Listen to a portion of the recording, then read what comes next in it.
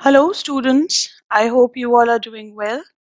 Now, today we'll start with a new chapter, that is Lesson 9, the Mauryan Empire. So, let's begin. A new era began in the history of India with the establishment of the powerful Mauryan Empire by Chandragupta Maurya. It was the first empire in ancient India. The Mauryas gave political unity to India.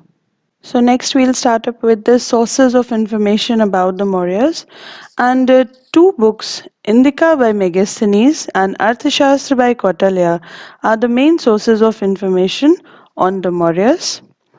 Now, Indica gives an account of political and socio-economic conditions of the period, and Arthashastra throws light on the Mauryan administration. It also gives a guideline to kings as to how they should administer their territories. The Nanda dynasty took over Magad in about 360 BCE. Now, the rulers of Magad, they were very unpopular among the common people. A Brahmin minister called Chanakya, and here you can see the picture of Chanakya. He was insulted and humiliated by the Nanda king Dhanananda. Chanakya trained Chandragupta, a young man of the Maurya family, in statecraft and warfare to avenge his humiliation.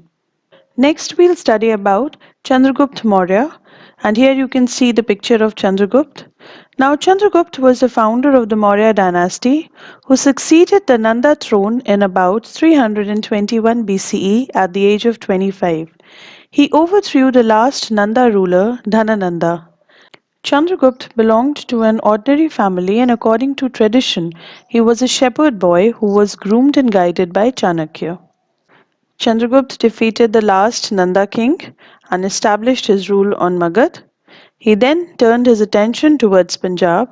Now Chandragupta first liberated Punjab from the Greeks. Next we'll study about war with Seleucus.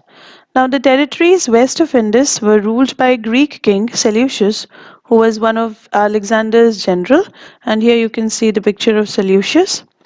He crossed the Indus in 305 BCE but was given a crushing defeat by Chandragupta's army, and thus the Greek rule in Punjab ended. He had to sign a humiliating treaty and gave away Herat, Kabul, and Kandahar to Chandragupta.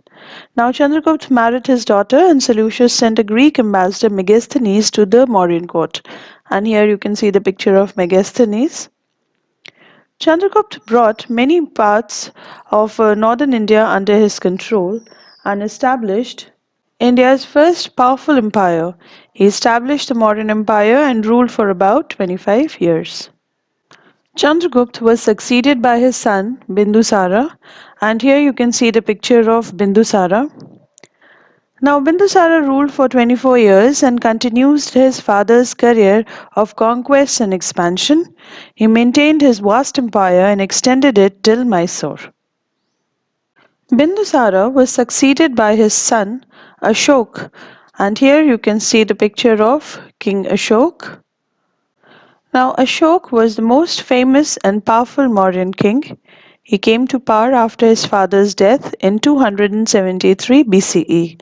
He was perhaps the greatest ruler India ever had. He ruled from his capital, Patliputra. When Ashoka came to power, he followed the policy of direct conquest.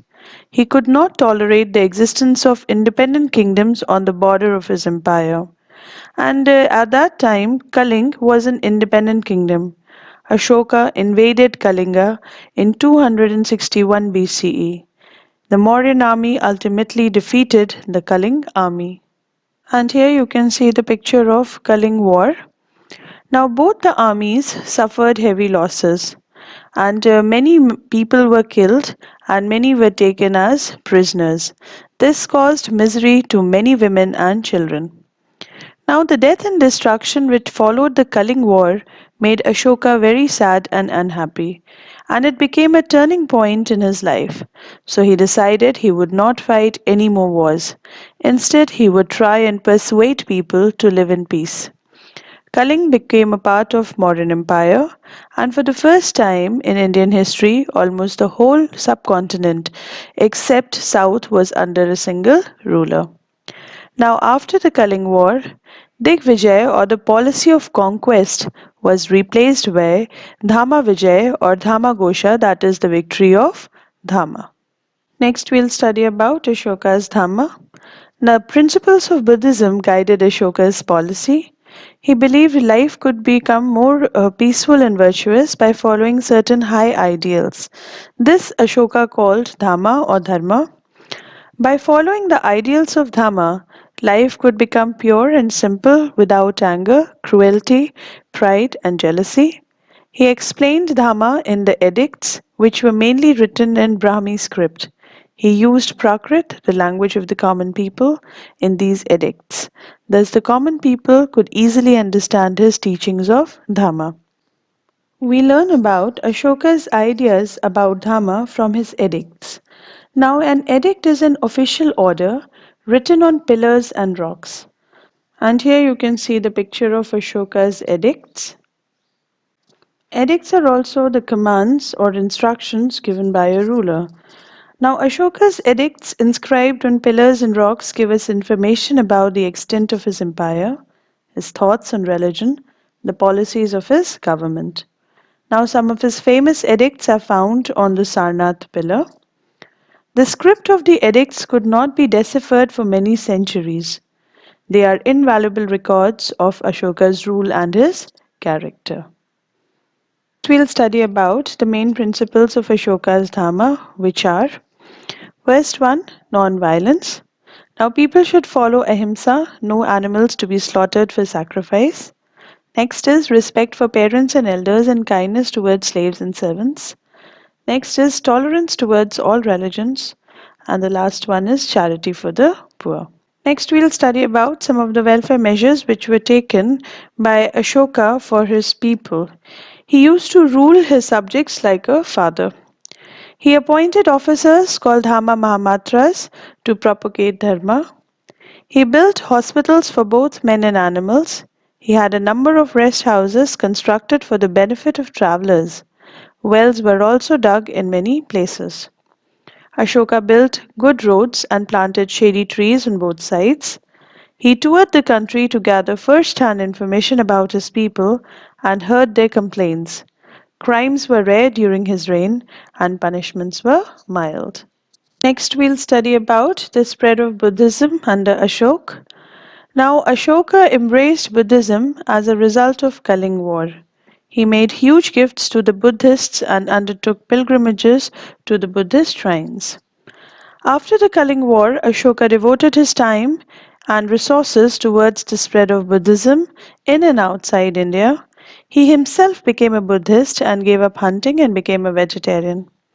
He spread the principles of Dhamma by having them engraved on rocks and pillars.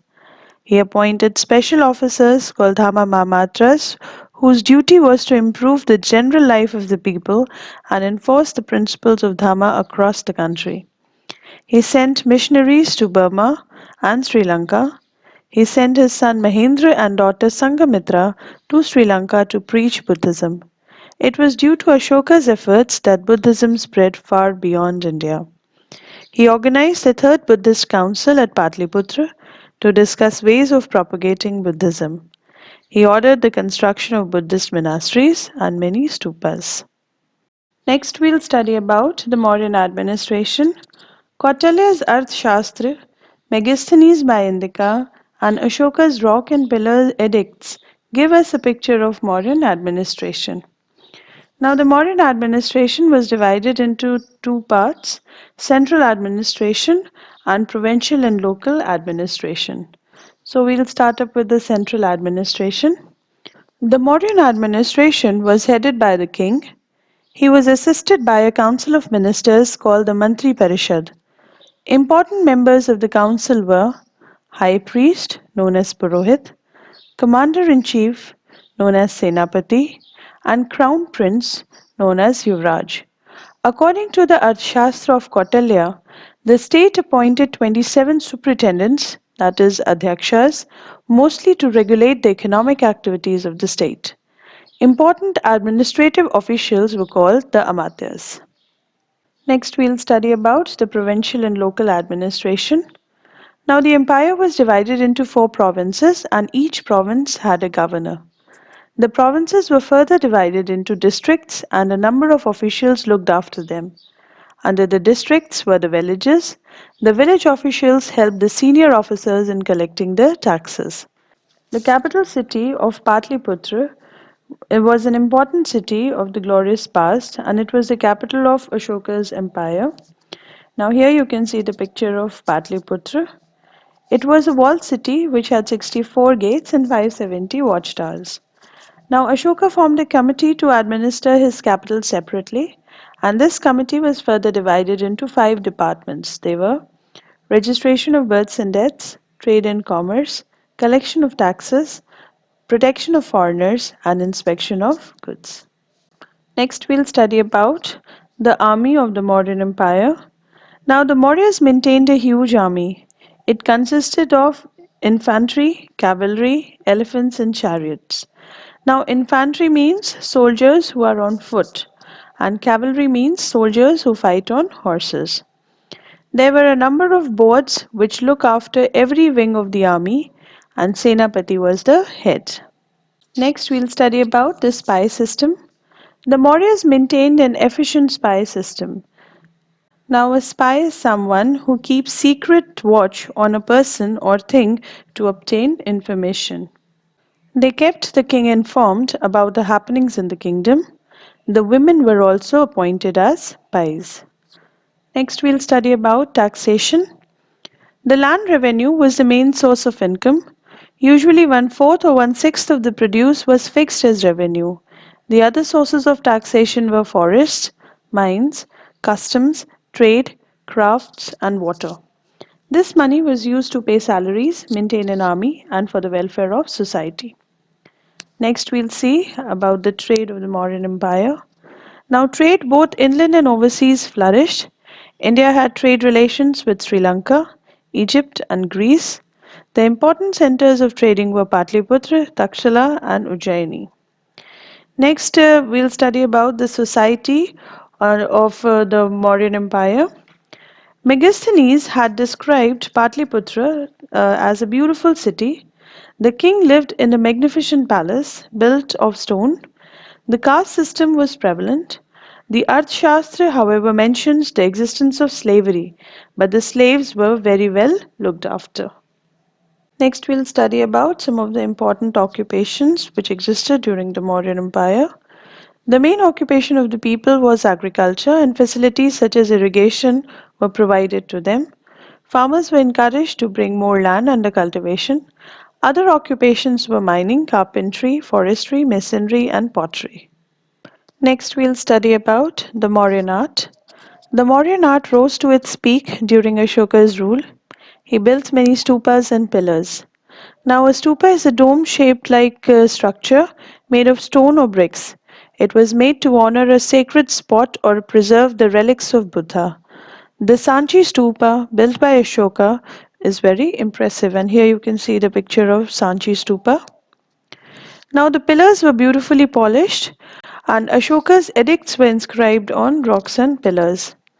The most famous pillar is the Sarnath pillar, and here you can see the picture of Sarnath pillar, erected at the Deer Park. The line capital of the Sarnath pillar is carved out of a single block of stone. The line capital is now in the Sarnath Museum in the state of Uttar Pradesh. On the upper portion of the capital are the figures of four lions standing back to back, and here you can see the picture.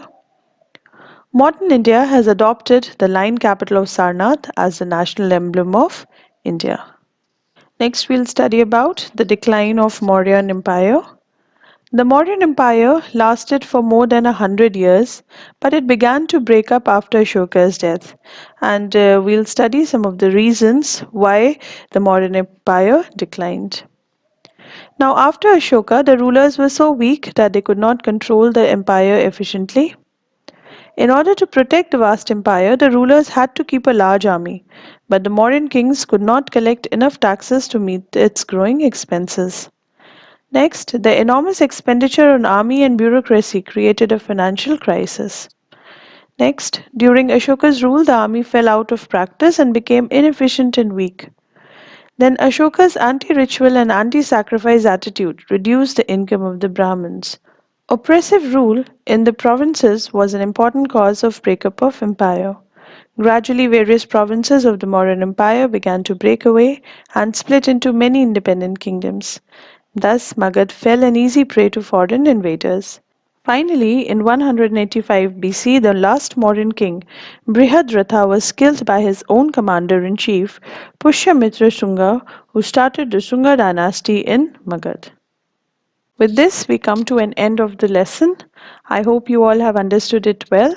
Kindly go through the video again for a better understanding. I'll be sending you the question answers and exercises. Question answers to be done in the notebook and the exercises to be done in the textbook. Kindly complete your work. And do take care of yourselves and have a nice day. Thank you.